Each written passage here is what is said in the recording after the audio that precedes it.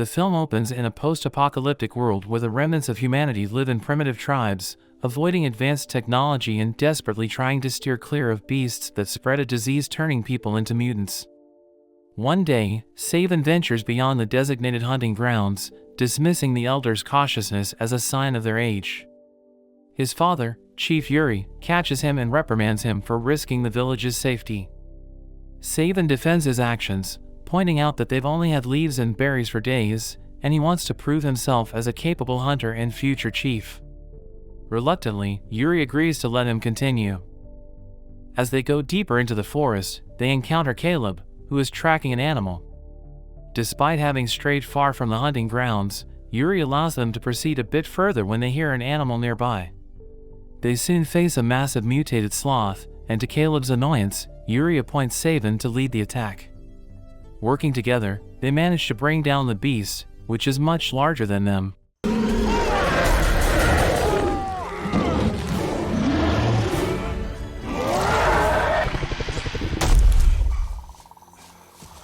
Yuri declares that both Saban and Caleb will share the heart, as their combined efforts provided meat for the tribe.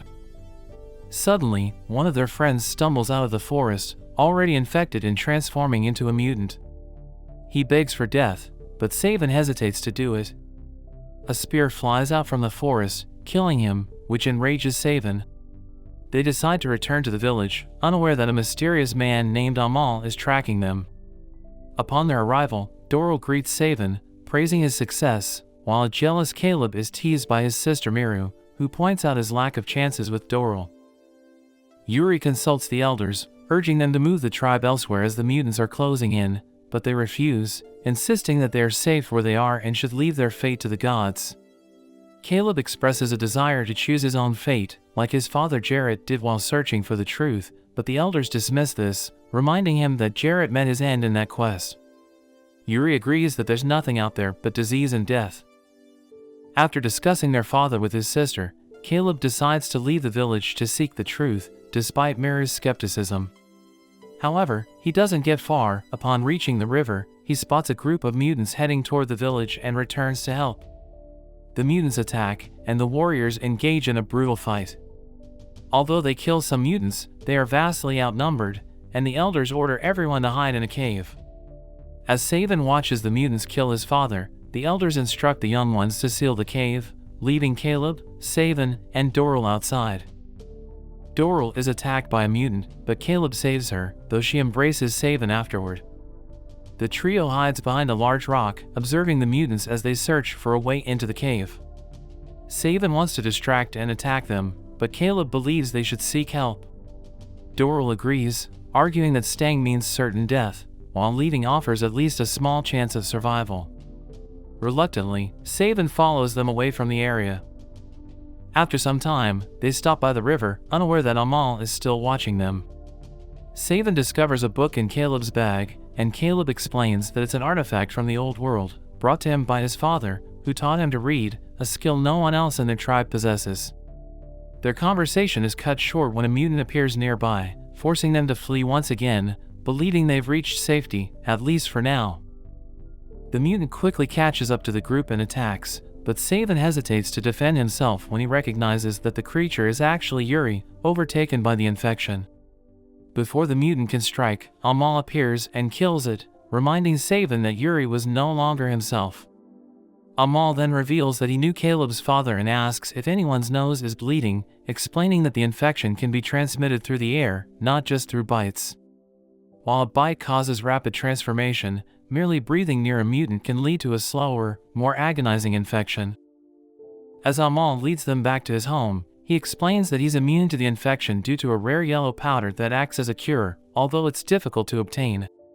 He makes them cross a river to reach his home, as the mutants fear water, which is why they've never reached Amal's dwelling, an old, ruined building. Once there, Amal introduces them to his son Persk and his wife Nina. Nina is furious that Amal has brought potentially infected people into their home, but he believes the risk is worth it. During lunch, Amal shares the true story of what happened to their world, which many believe was a punishment from God. In reality, humans tried to resurrect extinct animals, inadvertently reviving a deadly disease they couldn't control. Caleb's father, with his ability to read, researched this history and developed the yellow powder as a cure. Unfortunately, Jarrett died before he could return to the village with the powder, and it was stolen by a ruthless man named Gagan, who now hoards it. Amal proposes that they journey to the abandoned city where the powder and possibly its formula are hidden, hoping Caleb can decipher it. The group agrees to follow him. As night falls, everyone settles into sleep, but Nina hears noises and locks the door. Caleb also wakes up to sounds and discovers Savin and Doral making love. Unable to look away, he watches until Doral notices him, and they exchange a glance before Caleb turns away. Meanwhile, back in the village, the mutants begin using the weapons from fallen villagers to break through the wooden barriers at the cave entrance. Miru suggests they should take action, but the elder insists they should only pray. Remy, however, refuses to sit idly by and begins moving smaller rocks at the back of the cave, despite the elder's disapproval. Miru, believing survival is paramount, helps him dig. After they create a small opening, she, Remy, and Yomak crawl through it. They find a narrow tunnel filled with water and a breeze, but the gap is so tight that only Miru can fit through. She attempts to swim through but quickly retreats when leeches attach to her body. The boys help remove them, and undeterred, Miru decides to try again, determined not to give up. As this unfolds, the elders at the cave entrance watch the mutants through the gaps in the wood.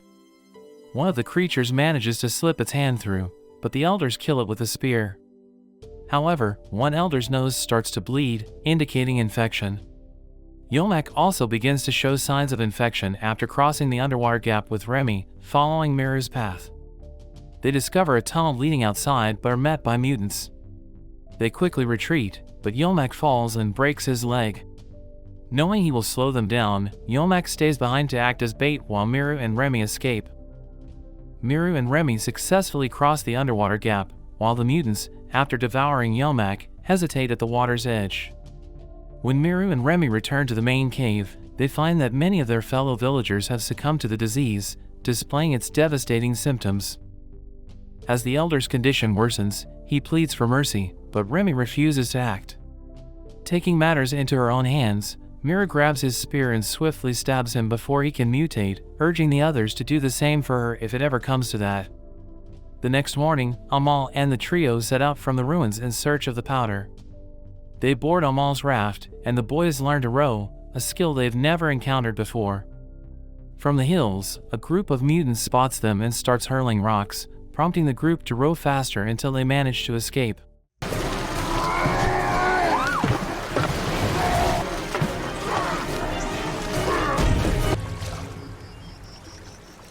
Amal shares a story about a brotherhood that existed before Gagan's conflict over the powder. He believes some of the brotherhood might still be around, so when they reach the shore, he plans to light a beacon to see if they'll respond. While Amal is atop a tower igniting a fire, a group of mutants approaches, and he tells the trio to run while he fights them off. Caleb hesitates to leave, but Savin, sensing the danger, drags him and Doral back to the raft. Amal falls into a hole as the mutants pursue him, and one even falls in with him. Amal stabs the mutant with an arrow, trapping himself beneath its body. Unaware that the Brotherhood has seen the beacon and is on their way to help, the trio paddles away on the raft, only to discover that Doral is beginning to nosebleed, a sign of infection. Meanwhile, the Brotherhood rescues Amal, who informs them that he has found someone who can read and needs protection. The trio reaches the ruins of an old city, where they find people living under a strict tyranny. When a man is whipped for stealing and tries to flee, the trio approaches him to ask about the powder. Frightened by their questions, the man runs away again, and Savin chases after him but loses him. When Savin returns, he finds Doral and Caleb being taken by guards to meet Gagan and his daughter, Giselle. Gagan refuses to share the powder, even after Caleb reveals that he is the Creator's son and can replicate it. Gagan, concerned only for his descendants, allows Caleb to try recreating it in the library but confines Doral to isolation. Once Gagan leaves, Savin sneaks into Giselle's room and asks her to help him find the powder.